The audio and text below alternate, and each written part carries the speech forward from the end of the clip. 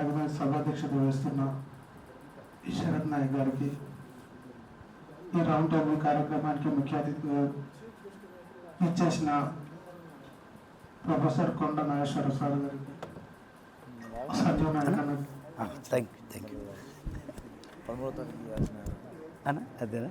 భాస్కర్ అన్న గారికి, తర్వాత అశోక్ గారికి, నామ సైదుల్ గారికి, ఇక్కడికి విచేసిన కళ్యాణ్ నాయక్ గారికి, అందరికీ ఉద్యమాలు వందనాలు. ఇది చాలా మంచి ప్రోగ్రామ్. ఎంత పెద్ద ప్రోగ్రామ్ అంటే దీనికోసం నేను ప్రస్తుతానికి లేకున్నా అయినా సరే లాస్ట్ వరకు దాదాపు 20 కిలోమీటర్ల నుంచి వచ్చిన సూపర్ ఉంటుంది వచ్చినందుకు చాలా సంతోషంగా మీ అందరి దగ్గర కలిసినందుకు. ఖచ్చితంగా మందాన భాస్కర్ అన్న చెప్పిన స్పీచ్లో ప్రతి ఒక్కరు ఉంది. చిన్న విషయం నుంచి ఈ కార్యక్రమం ఇంత చిన్నగా ఉంది. అన్న చెప్పినట్టు ఇది అసలు ఇంత చిన్నగా కాదు, ఇది ఇంకా చాలా పెద్దగా అనేక మన బషీర్బాగ్ ప్రెస్ క్లబ్లో కావచ్చు, ఆ తర్వాత సోమాజి కూడా ప్రెస్ క్లబ్లో అక్కడిక్కడ ఈ కార్యక్రమాలు చాలా పెద్ద ఎత్తున పెట్టాలి. తర్వాత మనకు ఇక్కడ మన తెలంగాణలో వచ్చేసి ప్రైవేటు రంగ సంస్థలు ఎక్కువైనాయి. మల్లారెడ్డి కావచ్చు, ఇప్పుడు కొత్త గిట్లు వస్తున్నాయి. మళ్ళా ఈ దానిలో మన వాళ్ళు చాలా ప్రాతినిధ్యం చాలా తక్కువ ఉంది. ఎంత తక్కువ అంటే అసలు అక్కడ ఎవరు ఉన్నారు, ఎవరన్నా ఒకరు కనిపిస్తే చాలా గ్రేట్. రిజర్వేషన్లు అనేవి అమలు కావడం లేదు అక్కడ. దానికోసం మనం ప్రత్యేక బిల్లు పెట్టాలి. ఇది డాక్టర్ బిఆర్ అంబేద్కర్ ఇట్లా చెప్పారు. అదేవిధంగా ఉత్తరప్రదేశ్లో కాన్స్రామ్ గారు ఈ భూమి మీదనే చాలా పెద్ద ఎత్తున ఉద్యమం పెట్టి అక్కడ రాజ్యంలోకి వచ్చినాక అక్కడ చాలా అమలవుతున్నాయని మళ్ళీ విన్నాను, కానీ మళ్ళీ అక్కడికి వెళ్ళలేదు. అయితే మనకు ఏదైతే ఉత్తరప్రదేశ్లో ప్రైవేట్ రంగంలో రిజర్వేషన్లు అమలవుతున్నావో సేమ్ అదేవిధంగా ఇక్కడ తెలంగాణలో అట్లా అమలైతే ఇట్లా చాలా ఈ ఉత్పత్తి కులాలకు ఎంతో మంచి జరుగుతుంది. ఈ దీనికోసం ఏమైనా కార్యాచరణ ఉంటే ఇంతకుముందు ఇప్పటిలాగా లేటు లేకుండా ముందే వచ్చి నేను కార్యక్రమాన్ని విజయవంతం చేస్తానని కోరుకుంటూ ఈ ఛాన్స్ ఇచ్చిన శరత్ గారికి ప్రత్యేక ధన్యవాదాలు చెప్పడం చేయడం. Thank you. ఏమనుకోదు. తెలంగాణ గిరిజన శక్తి రాష్ట్ర అధ్యక్షులు శరత్ నాయక్ ఆధ్వర్యంలో తెలంగాణ రాష్ట్రంలో ప్రైవేట్ యూనివర్సిటీలు, డీమ్డ్ యూనివర్సిటీలు, ఎస్సీ ఎస్టీ బీసీ విద్యార్థులకు రిజర్వేషన్ల అంశంపై ఉస్మాన్ యూనివర్సిటీ డిస్టెన్స్ ఎడ్యుకేషన్లో నిర్వహిస్తున్న రౌండ్ టేబుల్ సమావేశానికి ముఖ్య అతిథిగా వచ్చేసిన ఉస్మాన్ యూనివర్సిటీ ప్రొఫెసర్ కొండ నాగేశ్వరరావు సార్ గారికి, అలాగే గిరిజన నాయకులు అన్న సంజీవన్న గారికి, అలాగే మాల సంఘాల జేఏసీ చైర్మన్ మాందాల భాస్కర్ అన్న గారికి, అలాగే ఎల్హెచ్ఓ నాయకులు అన్న అశోక్ నాయక్ గారికి, ఎస్ఎఫ్ఐ నాయకులు రవి నాయక్ మరియు అందరికీ, విద్యార్థి నాయకులు మహిళా నాయకురాలు అస్మా గారికి అందరికీ పేరు పేరున కూడా ప్రత్యేకమైన జై భీములు, జై తెలంగాణ తెలియజేసుకుంటూ, ప్రధానంగా ఈరోజు తెలంగాణ రాష్ట్రంలో చూసుకుంటే మందాల భాస్కర్ అన్న వివరంగా చెప్పిందా ప్రైవేట్ యూనివర్సిటీలు ఎవరి అగ్రకులాల చేపలు ఉన్నాయి. ఈరోజు చూసుకుంటే ప్రైవేట్ యూనివర్సిటీలు తెలంగాణ రాష్ట్రంలో 10 యూనివర్సిటీలు ఉన్నాయి. ఒకటి మల్లారెడ్డి, ఒకటి అనురాగ్, ఒకటి మహేంద్ర యూనివర్సిటీ, శ్రీనిధి, అడిపోతే మీ వీడియో చూస్తాను. ఎస్సీ ఎస్టీ బీసీ విద్యార్థులకు రిజర్వేషన్ అమలు చేయడం లేదు. అలాగే ఇప్పుడు డీమ్డ్ యూనివర్సిటీలో ఏదో కోసమని అటానమస్ కాలేజీలో నిర్వహిస్తున్న హైదరాబాద్ లోని ప్రముఖమైన కాలేజీలు వీళ్ళు కూడా డీమ్డ్ యూనివర్సిటీలకు అప్లికేషన్లు చేసుకోవడం జరిగింది.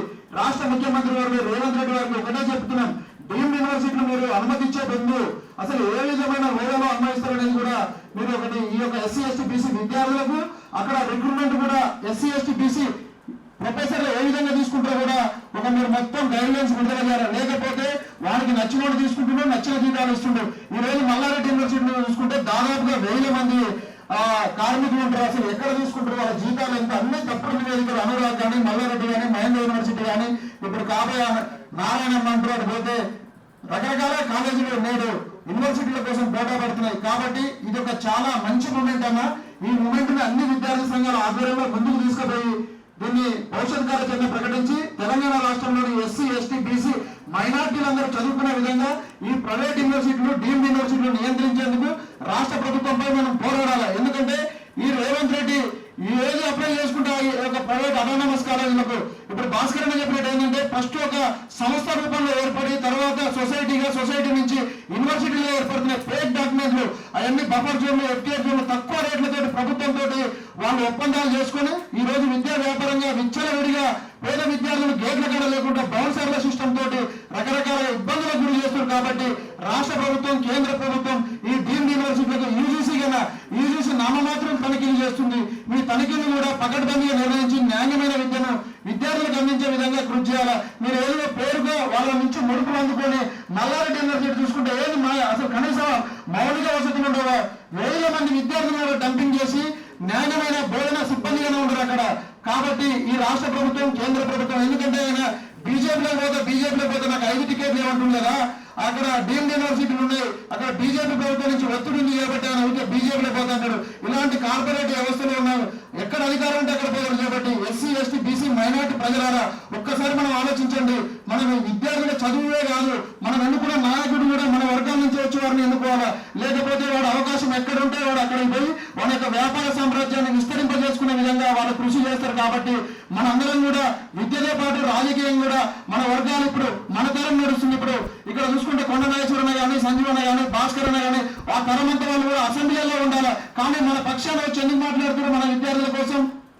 నీతి నిజాయితీ ఉన్న వాళ్ళే ఇక్కడ ఈ రౌండ్ టేబుల్ సమావేశాలు ఉంటారు. బ్రోకర్ దందాలు చేసే వాళ్ళు వాళ్ళ యొక్క అడుగులకు మడుగులెత్తే వాళ్ళు ఇలా ఏమో అసెంబ్లీలో పార్లమెంట్లలో వ్యాపారాలలో ఉన్నారు.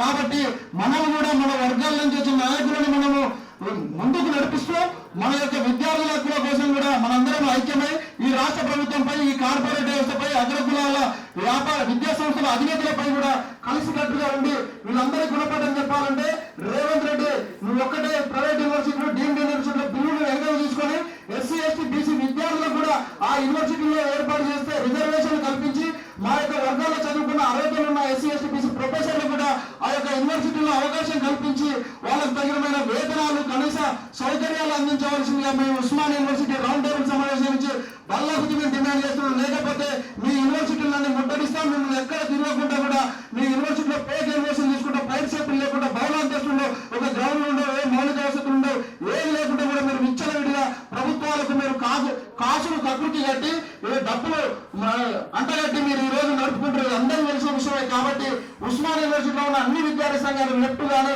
అన్ని దళితులు కానీ అన్ని కలిసి వచ్చే గిరిజన సంఘాలు కానీ మైనారిటీ సంఘాలు కానీ ఇది ఒక మంచి కాజు. ఎందుకంటే మన విద్యార్థులందరూ కూడా ఈ ఫీజు రియంబర్స్మెంట్ పథకాన్ని ఎత్తివేయాలని ముఖ్య దృష్టితోనే డీమ్డ్ యూనివర్సిటీలు కానీ ప్రైవేట్ యూనివర్సిటీలు కానీ చేయాలని వీళ్ళు కుట్ర పండుతున్నారు. ఎందుకంటే ఈ ప్రైవేట్ యూనివర్సిటీలు చేస్తే ఏమైందంటే తర్వాత జరిగేది ఏంటంటే ఈ రిజర్వేషన్లు అనే వాటికి కూడా ఫుల్ స్టాప్ అయిపోతుంది. రిజర్వేషన్ తీసేయడం వల్ల మన యొక్క ఎస్సీ ఎస్టీ బీసీ విద్యార్థులు చదువుకు దూరం అవుతారు.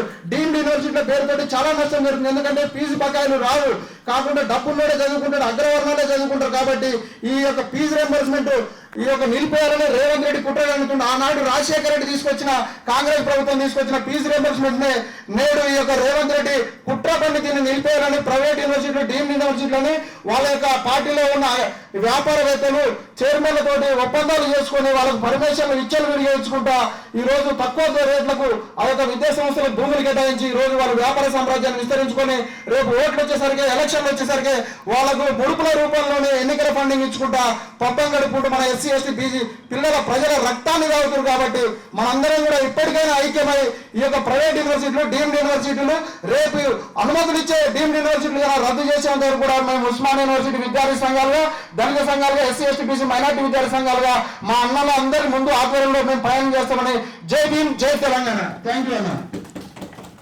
అనర్ఘమైన స్పీచ్ ఇచ్చిన సైనికులకు మరొకసారి ధన్యవాదాలు. ఒకసారి మనందరం ఒకటి గ్రూప్ ఫోటో అభివాదం చేస్తూ దిగలేదు అలా ఉన్న వాళ్ళు కూడా వెళ్ళిపోతారు. తర్వాత మీరు ఇద్దరు మాట్లాడితే క్లోజ్ చేసుకుంటాం.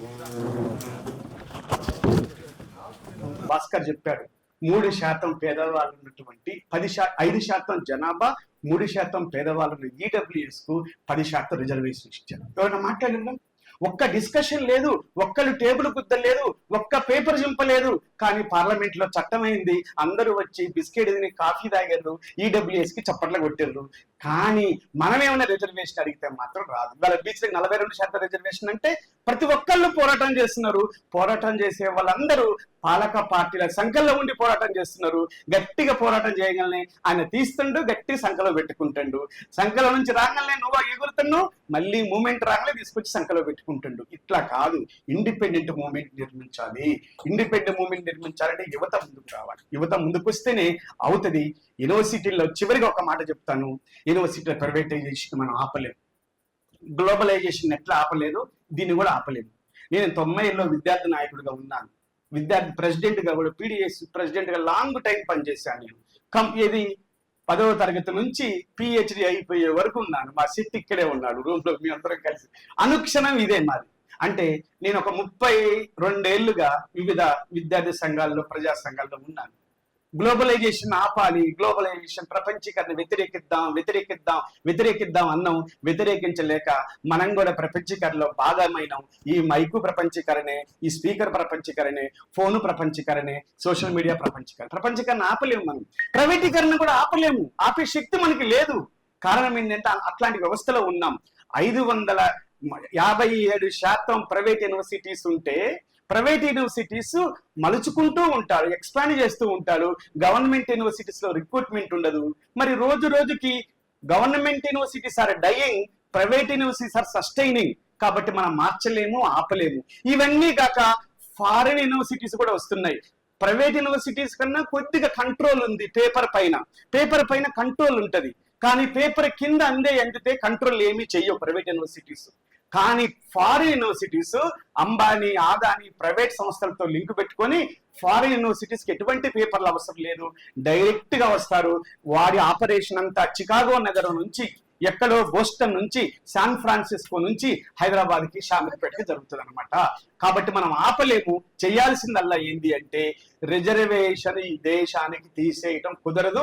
రిజర్వేషన్ తో పాటు రాజ్యాధికారం కావాలి.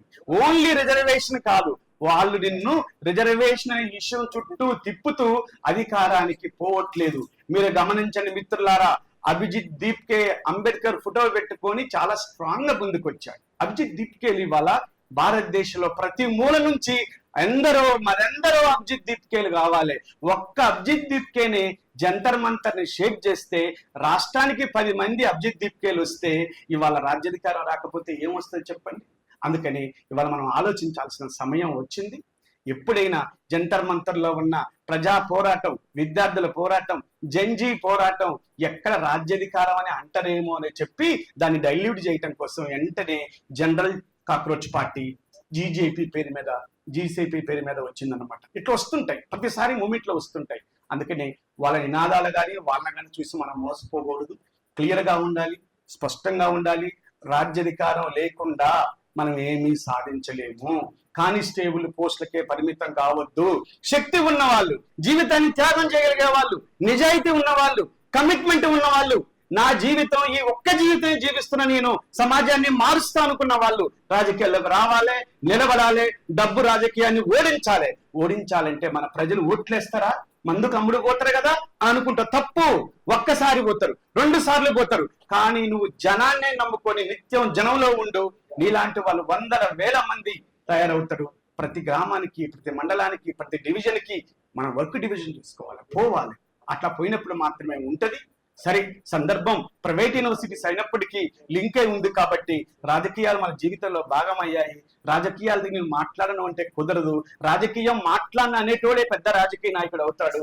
రాజకీయం లేకుండా జీవితం లేదు, రాజకీయం లేకుండా ఏదీ లేదు. కాబట్టి అంతిమంగా రాజకీయ వ్యవస్థ ఈ దేశంలో ఉన్నటువంటి మెజారిటీ ప్రజానీకానికి 90% ప్రజానీకులు ఎవరైతే ఉన్నారో మన చేతులకి రాజ్యాధికారం రాకుండా మనం ఏది ఆపలేము. నిన్న గ్లోబలైజేషన్ లో ఓడిపోయాము, ఇవాళ మనము మిగతా వాటిలో ఓడిపోతాం. ప్రైవేట్ వ్యవస్థలను ఆపలేము, కానీ ప్రైవేట్ వ్యవస్థల్లో కూడా రిజర్వేషన్లు కాపాడుకోవాలి. గవర్నమెంట్ లో మాత్రమే రిజర్వేషన్ అంటే గవర్నమెంట్ సెక్టార్ అంతా చచ్చిపోయింది. లేదు, ఉన్న గవర్నమెంట్ సెక్టర్ కూడా మరెంతో కాలం బతకదనిపిస్తుంది. కాబట్టి ఈ కాలంలో ఉంటున్న రిజర్వేషన్స్ కాపాడుకుంటూనే అల్టిమేట్ లక్ష్యమైనటువంటి రాజ్యాధికారం వరకు ప్రయాణం చేయాలి. మనం ఆ జాగ్రత్త కలిగి ఉండాలని తెలియజేస్తూ ఈ అవకాశం ఇచ్చిన ప్రతి ఒక్కరికి ధన్యవాదాలు.